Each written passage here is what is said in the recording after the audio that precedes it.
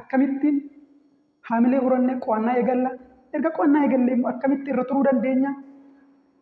Isa qo'anne immoo akkamitti hubachuu fi yaadachuu dandeenya kan jedhu isinitti himaa. Hamma dhumaa viidiyoo kanaatti na waliin turaa. Eessayyuu hin deebinaan isiniin jedha. Warra chaanaalii kanaaf haaraa taatan immoo sabiskiraayib gochuun hin dagatinaa. Laayik gochuudhaaf viidiyoon kun namoota hedduu bira akka goonaa taasisan isiniin jedha. Gara viidiyoo. Inni jalqabaa kan qo'annaa eegaluudhaaf kaka'umsaadha. Yoo mootiveetir taane malee yoo kaka'umsa qabaanne malee hojjechuu hin dandeenyu. Kanaafuu kaka'umsa qabaachuudhaaf jalqaba irratti maaltu nu barbaachisa? Karoora qabaachuu nu barbaachisa. Kana jechuun gool seetingi. Wanti barnoota sun irraa dhimma itti qabdu, karoora itti qabdu. Gooliin itti seet goote wayii jiraata taanaan mootiveessi godha. Keessa keetis kakkaasa. Akka xiqqaattuuf si kakkaasa. Kaka'umsa wayii siif laata jechuudha. Fakkeenyaaf barana ani qabxii amma kana galmeessuu qaba. Barana kilaasii kurra tokkoffaa bahuun qaba. Barana koorsii kana eebiduun qaba jennee yoo kaka'umsa qabaanne yoo goolii wayii seet goone irra ta'e gooliin suniyyuu wanti nuti karoorsine suniyyuu kaka'umsa wayii nuti jechuudha. Keessa keenyatti akka nuti qo'annu nu kakkaasa. Inni lammaffaa immoo waan hojjennu suni waan barnoota barachaa jirru suniif yaada poozitiiva ta'e qabaachuudha. Barumsa sun jibbaarra dubbisaaf kaka'umsa qabaachuu hin dandeenyu. Hin danda'ama, hin qo'atama jennee yoo yaalle barumsichi salphaadha jennee sammuun keenya amanuu danda'eera taanaan inuma qo'anna. Qo'achuudhaaf dhimmi haamilee dhabnuuf hin jiru jechuudha. Kanaafuu tokkoffaa irratti kaka'umsa qabaachuudhaaf mootiveet ta'uudhaaf maalla goolii seet gochuu qabna jechuudha. Karoora qabaachuu qabna. Barumsa kana qo'adheen qabxii amma kanaa fidannee karoorsuu qabna. Lammaffaa immoo yaadni keenya barumsichaa poozitiiv ta'uu qaba jechuudha. Kana yoo goone qo'annaa eegaluu dandeenya. Egaa qo'annaa eegaluun qofti gahaa miti. Qo'annaa irra turuun immoo barbaachisaadha. Lammaffaa irratti akkamittiin qo'annaa eegalle tokko irra turuu dandeenya.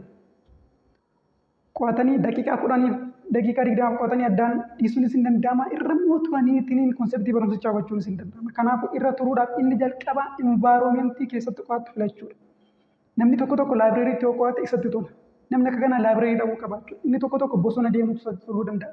Namni tokko naannoo jeequmsi jirutti hoteela keessa taa'ee qo'achuu jaalatu jiraachuu danda'a. PC isaa waan qabu fudhatee dhaqee iddoo jeequmsaatti kan hin jeeqamne sa'aatii dheeraa wantoota garaagaraas gidduutti ilaalaa kan qo'atu jiraachuu danda'a. Kanaaf amala sammuu keenya isa kamtu iddoo kamitti yoo qo'anne irra gaarii ta'an jedhu addaan baafachuudha.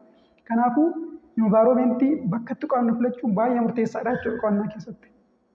Lammaffaa immoo amalli qo'annaa kophaa qo'achuun wayyamoo biyyaaf keenya faana qo'achuun wayya.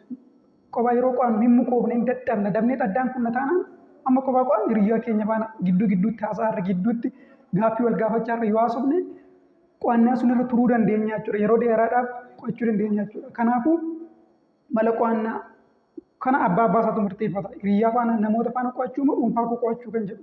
Kunis irra turree qo'achuu irratti baay'ee murteessaadha jechuudha. Inni sadaffaan yeroo qo'achaa jirrutti irra turree qo'achuuf kan nu gargaaru wantoota yaada keenya harkisuu danda'an irraa fagaachuudha. Fakkeenyaaf bilbila harkaa bira keenyaatiin gidduutti feesbuukii seenaarra gidduutti tiiktookii seenaarra waan garaagaraa fayyadamaarra qo'annaa taanaan yaadni keenya achitti harkisama. Daqiiqaa hedduu sa'aatii hedduu tiiktookii irratti gubarra gidduutti deebineetiin waan xinnoo immoo qo'anna. Kun baay'ee yeroo keenya nu jalaa nyaataa jechuudha. Kanaafuu wantoota akka moobaayilaa, intarneetaa yoo ofirra fageessineetiin qo'anna ta'e wantoota biraas yaada keenya harkisuu danda'an. Namoonni naannoo keenyaallee yaada keenya gara oduu nutti baasoo ta'e wanti garaagaraa jiru ta'e waanuma yaada keenya harkisee qo'annaa keenya sun addaan nu kuchisu kamirraa fagaachuudha jechuudha. Inni arfaffaan baay'ee murteessaa kan ta'e gidduutti boqonnaa fudhachuudha. Qo'annaa jalqabnee sa'aatii dheeraadhaaf irruma sa'aatii dheeraa irra teenyee sammuun namaa kan inni fookas ta'ee turuu danda'u naannoo daqiiqaa 25 qofadha. Kanaafuu sirrii poomadoor jedhamuun jira. Akkamii daqiiqaa 25 hin qo'attoo ta'e daqiiqaa 5 gidduutti boqochuu qabda. Daqiiqaa 25 hin qo'attaa daqiiqaa 5 gidduutti boqottaa marsaa kanaan yeroo 4 daqiiqaa 25 daqiiqaa 5 gidduutti boqochaa darga qo'attee booda yeroo afuraffaadhaan booda isa shanaffaa immoo daqiiqaa 20 boqottaa jechuudha.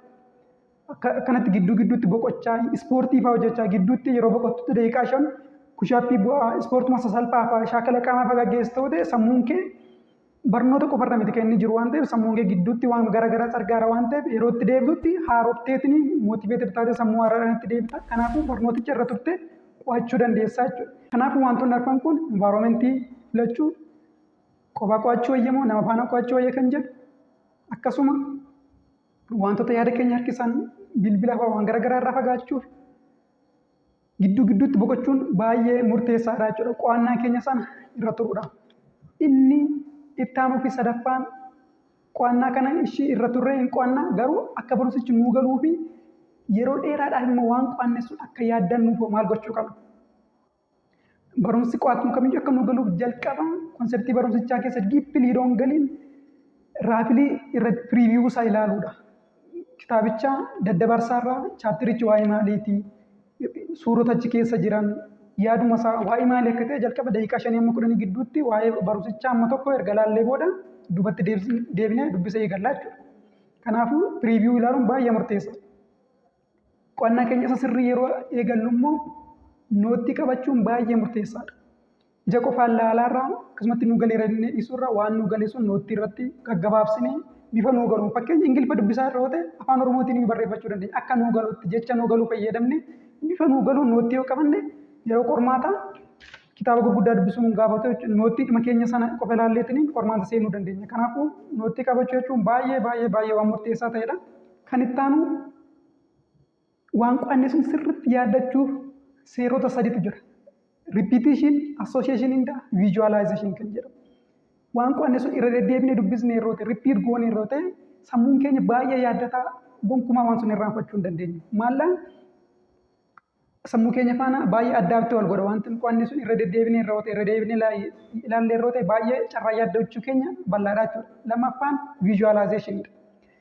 Waan qo'anne sun picture making word wayii fayyadamne waan diyaagiraamii wayii sammuu keenya keessatti kaasu waan qo'anne sun kan ittiin yaaddannu picture making word wayii diyaagiraamii wayii sammuu keenya keessatti nu uumame yeroo ta'e waan sun hin yaaddannu jechuudha. Qormaata irratti dhimma sun wal qabatu waan dhufu picture sammuu keenya keessatti uumne yeroo sun yaaddanna jechuudha. Inni kan biraa associationidha.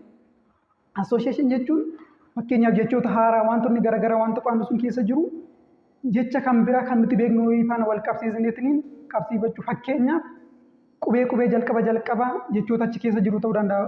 Fakkeenya maatisii keessatti boodii maas kan jedhu biraakeet, order, division, multiplication, addition, subtraction jecha boodii maas jedhu qofaan bakka buusna jechuudha. Tartiiba kana hunda jecha hedduu qabachuurra jecha tokkittiidhaan qubee jalqabaa fakkeenyaaf yoo fudhanne akka baay'ee yaadannu gargaara jechuudha. Kanaafuu repetition, association fi visualization baay'ee wantoota murteessoo ta'anidha. Barnoota qo'annee sun yaadachuu keessatti. Inni kan biraa immoo qo'achaa yeroo oolle hirriba gaaraafudha. Hirriba gaaraafne yeroo ta'e wanta qo'annee sun baay'ee akka yaaddannu baay'ee nu fayyada. Namni tokko guyyaa 7-8 yoo rafe baay'ee rikomendi ta'a karaa saayinsii. Qo'achaa oollee hirriba gaa yeroo rannu dandeettii yaadachuu keenyaatiif baay'ee murteessaadha. Egaa har'aaf kanan isiniif qabadhee dhufe kanadha. Maloota kana yoo fayyadamtan dandeettii qo'annaa irratti qabdan improve gochuu, dandeettii qo'annaadhaaf haamilee godhachuu, yeroo qo'attan irratti ofii barnoota qo'attan sun yaadachuu irratti baay'ee isin fayyadadhee yaada. Egaa hagammaatti waan waliin turtaniif galatoomaa. Chaanaalii kana immoo subscribe gochuudhaan mallattoo bilbilaa isa fuuldura jirus yoo tuqxan viidiyoon gara fuulduraatti gadhiisu notifikashiniin isaa akkasiin dhufu san gargaara. Hiriyoota keessaniif share godhaa. Laayik gochuun dagattiinaa naqamtu.